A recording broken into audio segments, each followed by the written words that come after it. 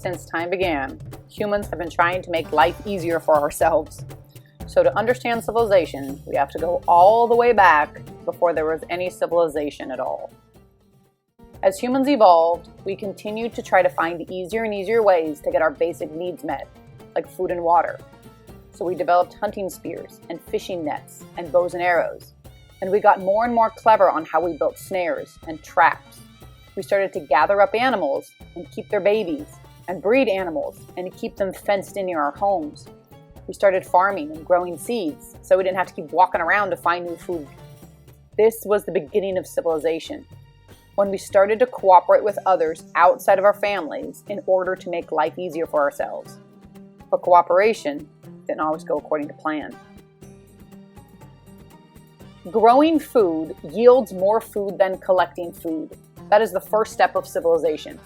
If I spent a year gathering seeds, plowing a field, tending a crop, carrying the water from the river, harvesting, weeding, protecting it from pests, bugs, birds, I could have a feast for myself, for my children, for my family, for my neighbors. If I am good enough and work hard enough, I could have a lot left over. And I could sell the extra and become rich. I could dehydrate some of the parts and have food for later when the crops don't grow. But a failed crop means all that time was wasted, and I have nowhere else to go to get food now.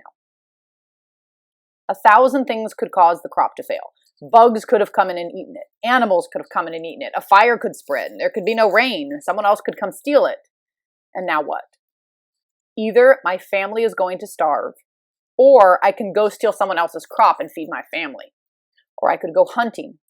Or I could go fishing.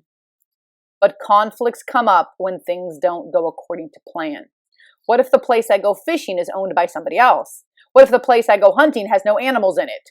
Or what if the thing I'm hunting kills me instead? What if I am very, very clever and I find another way? If I don't have enough food, not only will I die, but so will my children and my mother and my father and my family and my neighbors. But if I trade, well, that's how civilization got started. People started trading. There are 7 parts to a civilization, and we're going to get into those. Civilization seeks to make life easier, and that's why people join or create a civilization.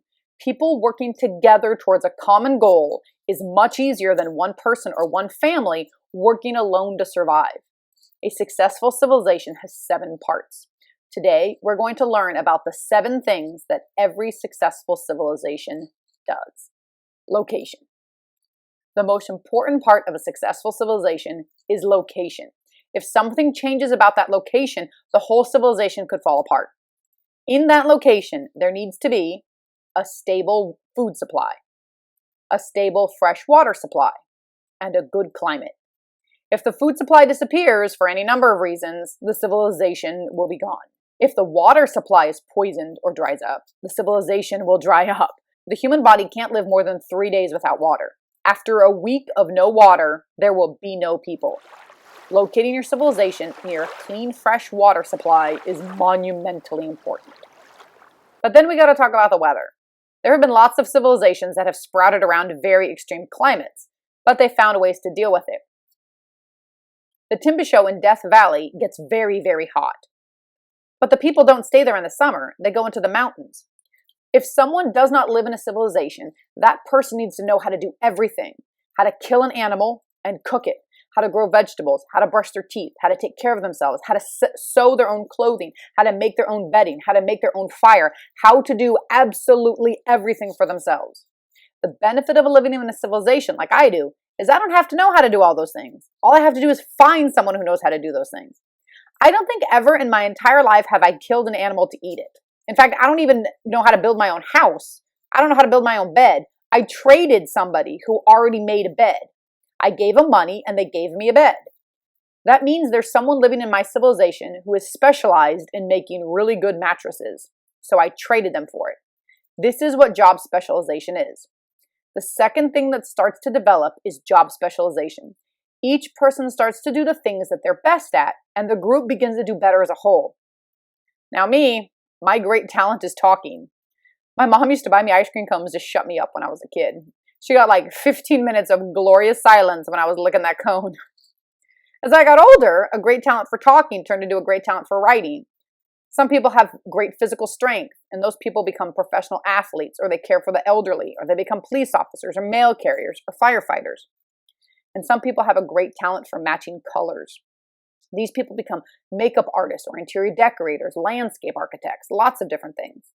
You take the things that you're good at, and you trade for the things that you're not good at. This is what happens in every civilization. And as the jobs become more specialized, the whole society moves forward, and a social structure begins to develop. The social structure is formed when some people figure out that some jobs are better than other jobs. If you're talking about working in the fields and the weather is nice, it's kind of nice to be outside working in the fields, plucking your own farm. When the weather starts inching above 95 degrees or it gets below freezing, you want to go inside. So the person who knows how to write or takes inventory for the farmer ends up with a higher social status because they don't have to be out in the hot sun or the freezing weather. Writing is relatively easy when compared to working in 100-degree temperatures. And now suddenly, the scribes have a higher social status than people working in the field. And that is exactly how social structure is born. In ancient Egypt, if you were born a slave, you were probably going to die a slave.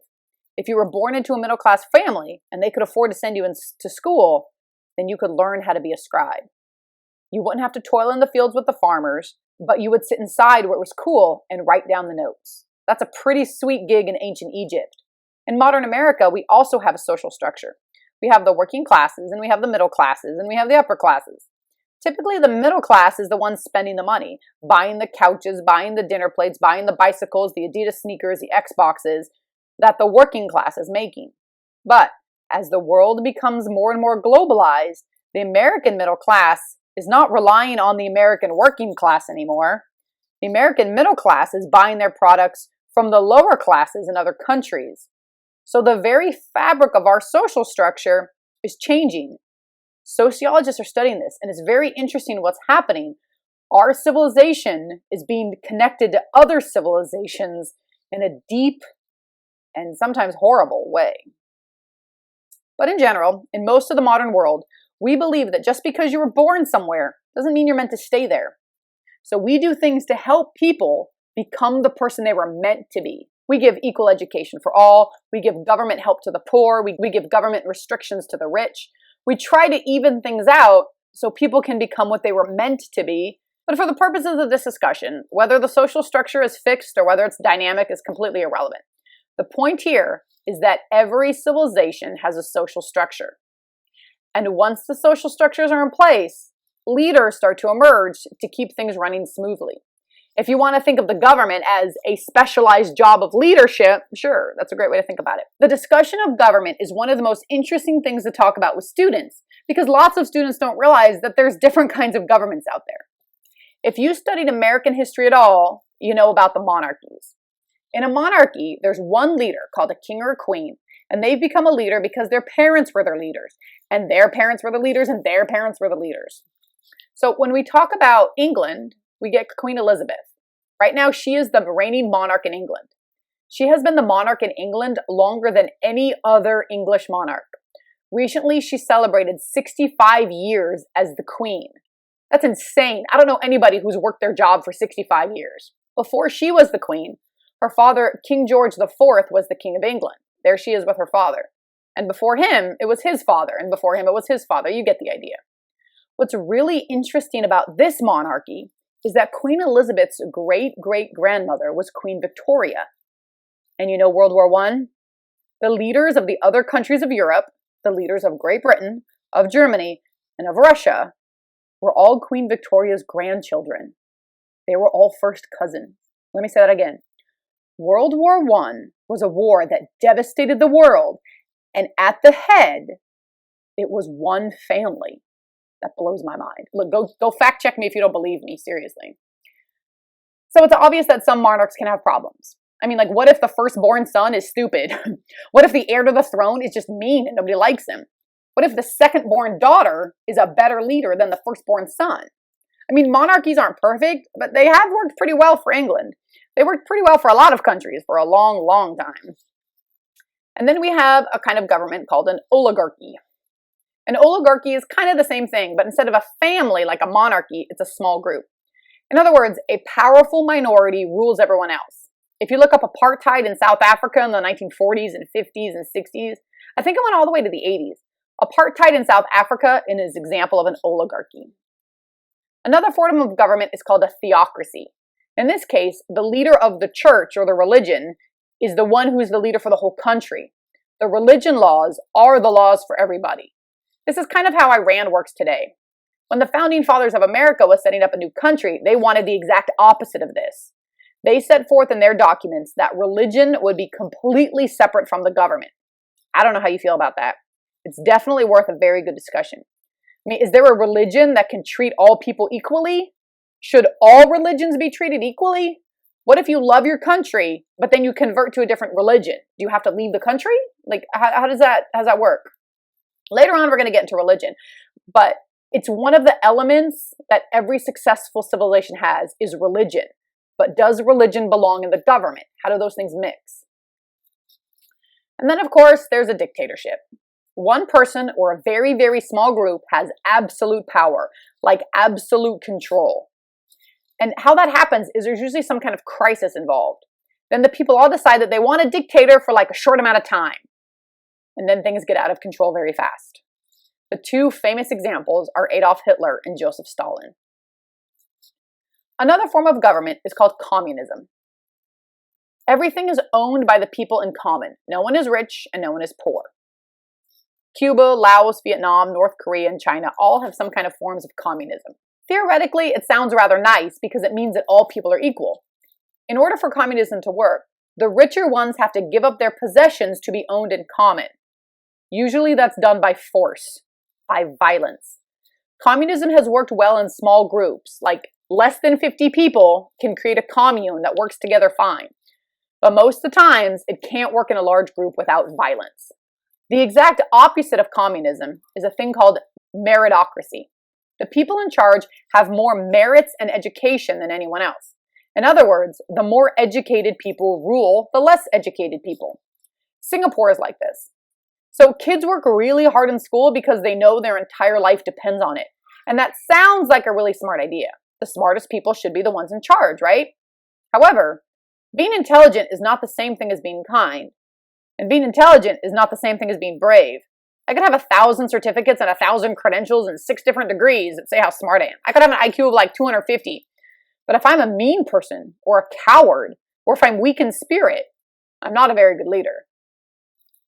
And then we have colonialism. Colonialism is another form of government. It just means that one country rules another country. The American colonies were ruled by Great Britain, but a lot of people forgot that the American colonies were also ruled by France at one point and the Dutch at another time. Spanish colonies were all over the continent. And there was a giant big American Revolution in order to free ourselves from our colonial leaders. And what did we go around and do? In 1776, we fought a war to abolish colonies. And in 2020, America has its own colonies now. Maybe we don't call them colonies, but it's still colonialism. We call them territories. America is now colonizing Puerto Rico, Guam, and a bunch of other places. We have a lot of territories. Some people who live here want to become a state, and the United States says no. And other people who live there want to be free and be their own country, like the United States did in 1776. And the United States says no. There are lots of different kinds of government. I've only listed a few here. The point is that when you have a civilization, someone will always be in charge. Well, except in anarchy. Anarchy is a form of government where no one is in charge. And that, my friend, is a very excellent discussion. That's one of the reasons why the American government had so much trouble with the native indigenous people of the continent. The Cherokee, for example, were more like anarchist than any other kind of government. That means they did not have one person in charge. So when Andrew Jackson and the US government came along and said, "Here, random Cherokee person, sign this treaty," they assumed the Cherokee Nation would obey some random dude who signed the treaty. But the Cherokee Nation didn't work like that. Every Cherokee made their own decisions. So if one Cherokee signed a treaty, the other Cherokee didn't have to follow. So the treaties kind of meant nothing. That's the trouble with anarchy. It's harder to make group decisions. So in order to survive, the Cherokee people had to get more organized. Out of all the indigenous groups left in America, the Cherokee Nation is one of the largest and most powerful now because their ability to adapt and form new kinds of government, new kinds of organizing themselves, and can make group decisions better. There are lots of different kinds of government and lots of ways to organize a civilization, but a civilization must be organized. The houses have to be near the parks. The clean water has to be near the people. The dirty water has to be away from the people. The criminals have to be dealt with. The children must grow up to be strong and brave and intelligent and kind, which leads us right into the next thing that a civilization must have. A civilization must have a means of communication, a way to keep track of all these things. People in a civilization must be able to communicate with each other, whether or not they're actually present there in the moment. If we go way back in time, the initial purpose of writing things down, anything down, was an IOU. As people were trading back and forth, sometimes they lost track of how much a pound of grain went for, or where the property line was between your crops and my crops. So the very first things written down was math stuff. This resolved conflicts before they even started. This writing that you see here is called cuneiform. This writing here is called Arabic numerals and Roman numerals. The red ones are Arabic. Then, over time, people needed to communicate more complex things than just math and tallies. Eventually, they wanted to write down the stories of their people, the names of their babies, the names of their gods, the laws for those property lines, the stories of the king, how to store rice, how to bury the dead, the date of the baptism, the words to say at a funeral. So they started writing down more and more, not just numbers. Some civilizations wrote down their language. Some civilizations have symbols for sounds, like A or Ch or G. Other languages have symbols for things, like mom or tree or west.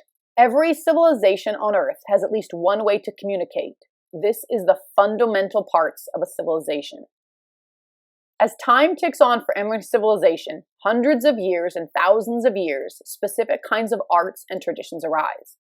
You could call these commonalities between all the people, but everyone within that civilization has a certain way they dress, they have a certain way they talk, they have a certain way they act, they have a certain way that's proper, and they have the same kind of stories they tell each other, the same kind of heroes, and these things make them different than any other civilization.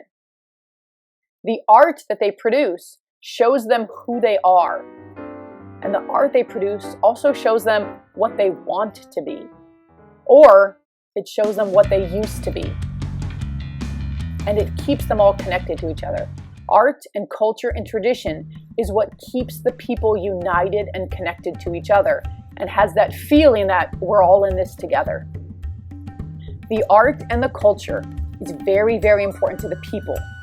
This is why they don't leave their civilization. You may quit your job, but you don't quit your civilization. It is core to your identity.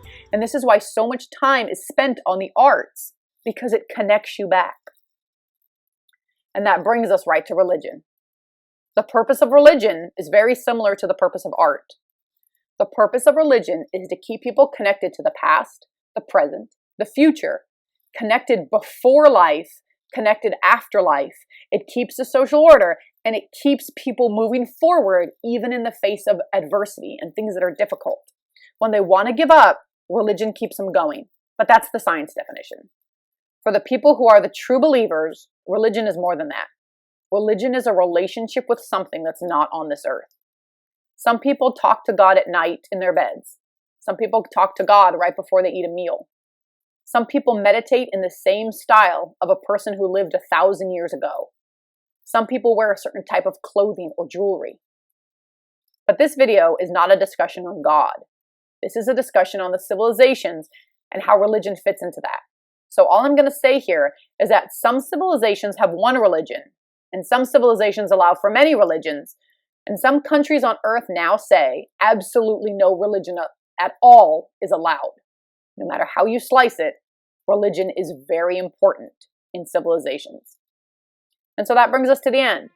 We have 7 elements that come together to form a civilization: a good location, job specialization, social structure, a government, communication, maybe written communication, art, culture, tradition, and religion. Any one of these elements starts to fail, the entire civilization will start to fail. Throughout recorded history, we have watched civilizations rise and do amazing things. And we have watched civilizations disappear in less than a generation, with all of their arts and culture and tradition and language gone forever. We have seen one civilization completely annihilate another one. And we have seen civilizations come together and form a larger civilization that span entire continents. To understand the human experience, we need to understand what makes a civilization come together and what makes one fall apart. For thousands of years, humans have lived in tribes across nearly every continent, and we thought it was the only way to live. It worked so well for thousands of years.